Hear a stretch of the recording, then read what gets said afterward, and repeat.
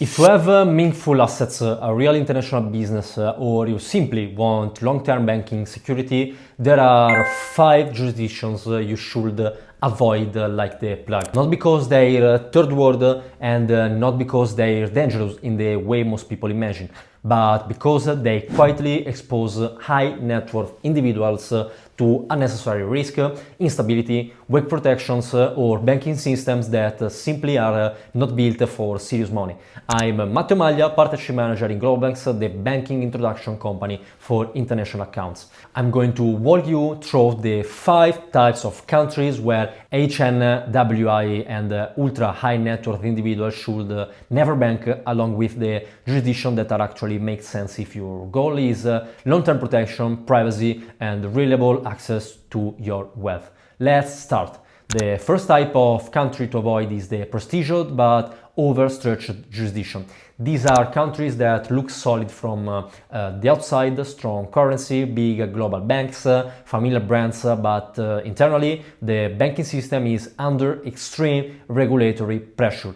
They're risking aggressive compliance and sudden policy shifts. Many high net worth individuals think it's a G7 country. What could go wrong? A lot. These jurisdictions are cutting off non-residents, freezing accounts without warning, closing long-standing relationships, and raising onboarding thresholds every quarter. From a distance, they look safe. In reality, for international clients, they are the opposite. We've onboarded dozens of clients at GloboBanks who had accounts in these places until one letter, one internal audit, or one compliance refresh changed everything. The bank didn't want the profile anymore. No warning, no discussion, just a shutdown. This is why brand name comfort is one of the most expensive illusions in banking. The second type of country to avoid is the non-CRS safe haven myth. You know the story. Open a bank account here because they don't share information, it's super private, except it's not. Most of these countries, even if non-CRS, have direct bilateral information sharing agreements or extremely weak legal systems that cannot protect clients from cross-border recourse. Worse, the banking sector is often tiny, undercapitalized, poorly supervised, and with very limited experience handling high net worth individuals' foreign profiles. People go there for privacy and end up with zero banking culture, high risk of compliance errors, and no legal guarantee that their assets are actually protected. At GloboBanks, we've seen so many entrepreneurs get convinced by influencers promoting these places, and every single time we've had to help them exit and rebuild their structure in jurisdictions. Privacy is not about avoiding reporting. Privacy is choosing a country whose laws protect you even when information is shared. There are countries also that are non-CRS, very good and safe, but you have to know very well where to open your account. The third type of country to avoid is the unstable but trendy jurisdiction.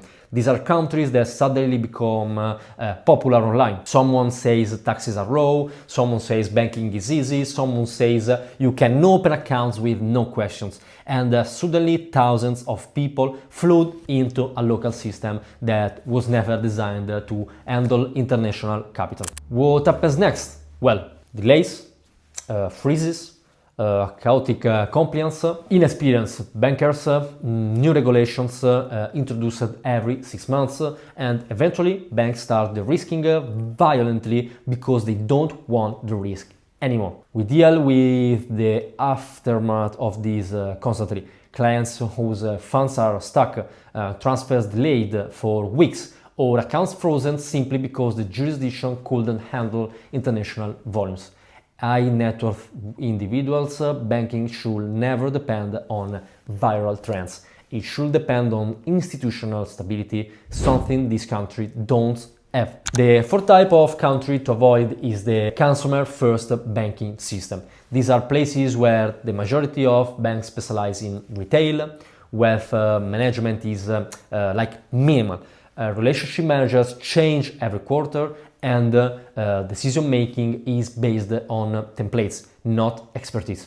For locals, depositing a salary, these banks works fine, But for a foreign entrepreneur, writing 6 or 7 figures, receiving payments internationally, or managing multiple entities, well, it's a nightmare. Payments get questioned constantly.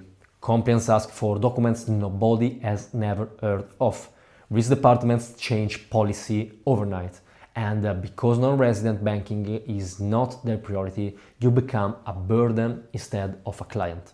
In these jurisdictions, the bank doesn't have a framework for your profile, so everything becomes too complex. This is exactly why GloboBanks always recommends banking apps built for international wealth, not systems designed for domestic clients. And finally, the fifth type of country to avoid is the cheap on paper, expensive in consequences jurisdiction.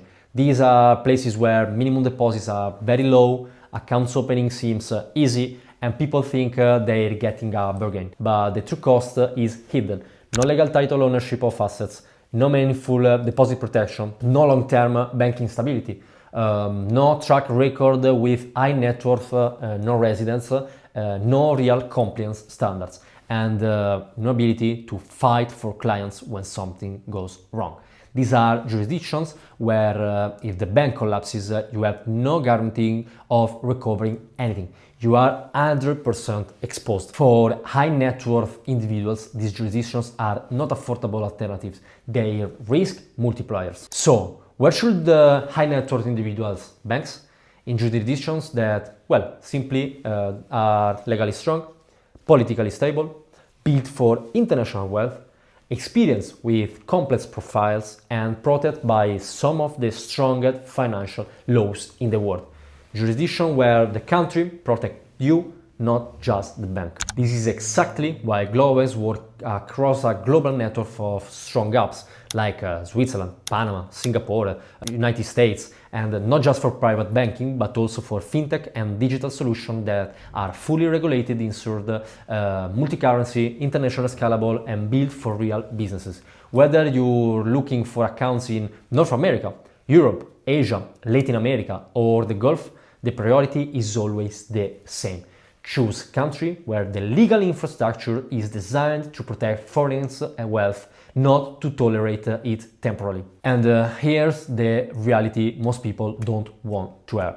Opening in the wrong country is more dangerous than opening with the wrong bank, because banks change, but jurisdictions define everything. Your privacy, your protection, your long-term access, and your risk profile. This is why high net worth individuals come to GloboBanks. We map your profile, your nationality, your residency, your assets, and your goals, and match you only with the jurisdiction that welcome your wealth, not those that makes your existence a compliance problem. If you want to understand which jurisdictions are safe for your profile and which ones you should avoid immediately, you can complete the free GloboBank assessment in the description below. We'll analyze your case, tell you where you qualify, and introduce you the banking apps that actually protect you. I'll see you in the next video.